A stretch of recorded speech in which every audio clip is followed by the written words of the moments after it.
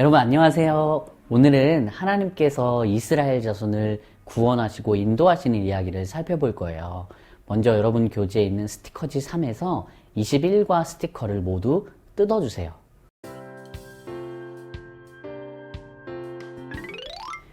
여러분 교재에는 광야를 떠올리게 하는 미로가 있어요. 미로를 따라가면 질문이 나올 건데 질문에 대한 답을 스티커에서 찾아 질문 위에 붙이면 돼요. 스티커를 붙여야 다음 질문으로 넘어갈 수 있어요. 먼저 첫 번째 질문이 있는 곳까지 가보세요.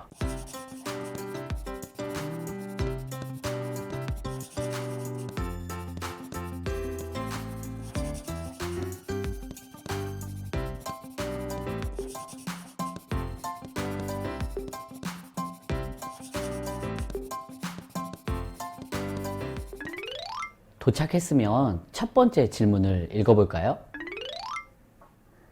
하나님은 어디로 가야 할지 모르는 이스라엘 자손을 광야에서 어떻게 인도하셨나요?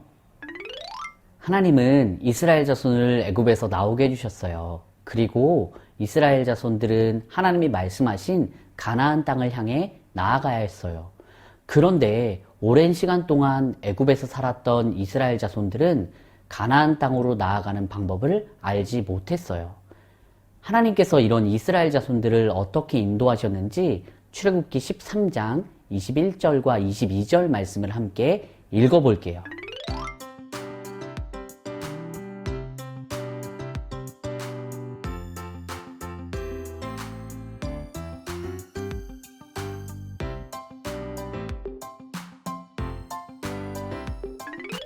맞아요. 하나님께서는 낮에는 구름 기둥으로 밤에는 불 기둥으로 이스라엘 자손들을 인도해 주셨어요. 여러분 스티커를 붙여보세요.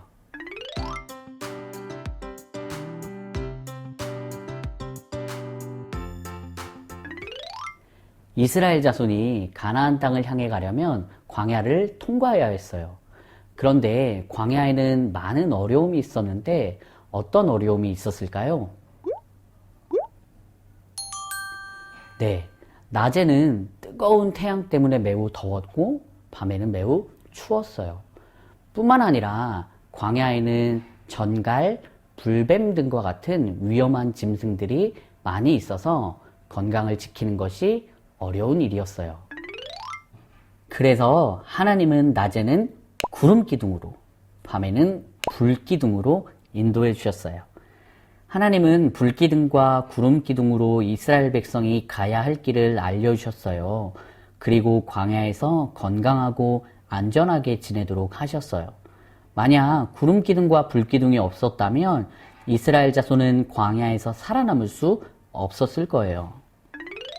이어서 길을 찾아가 보세요.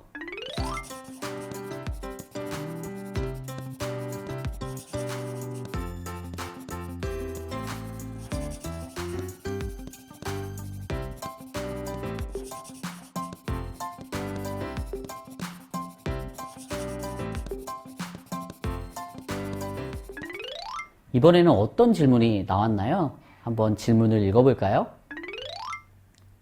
하나님은 이스라엘 자손을 애굽 군사의 위협 앞에서 어떻게 인도하셨나요? 이스라엘 자손은 몹시 두려웠어요. 앞에는 홍해 바다가 있고 뒤에는 애굽의 군대가 쫓아오고 있었기 때문이에요. 그러자 이스라엘 자손은 모세를 향해 원망하고 불평했어요. 이런 이스라엘 자손들을 하나님은 어떻게 인도해 주셨을까요? 출애굽기 14장 21절과 22절 말씀을 함께 읽어볼게요.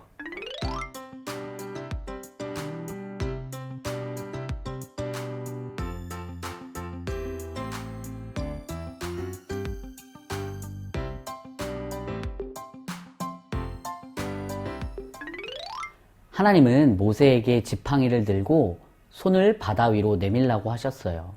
그러자 큰 바람이 불어 바닷물을 갈랐고 이스라엘 자손들은 마른 땅을 걸어갔어요.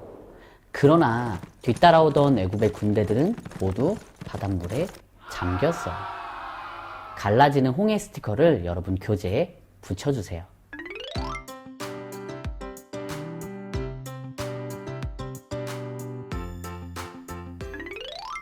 마지막 질문을 찾아가 보세요.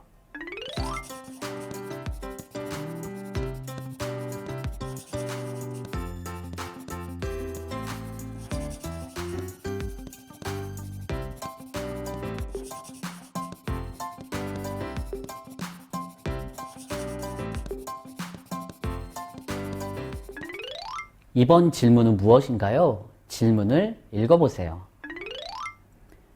하나님은 어떻게 이스라엘 자손의 필요를 채우시고 인도하셨나요? 출애굽기 16장 13절에서 15절 말씀을 읽어볼게요.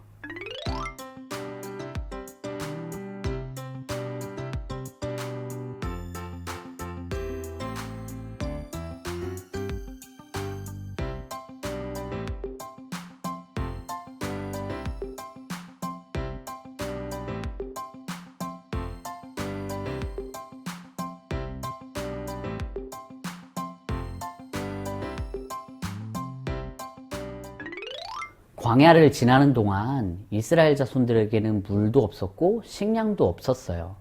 그런 이스라엘 자손들에게 하나님께서는 물과 만나, 메추라기를 주셨어요. 여러분 스티커에 있는 물, 만나, 메추라기 스티커를 교재에 붙여주세요.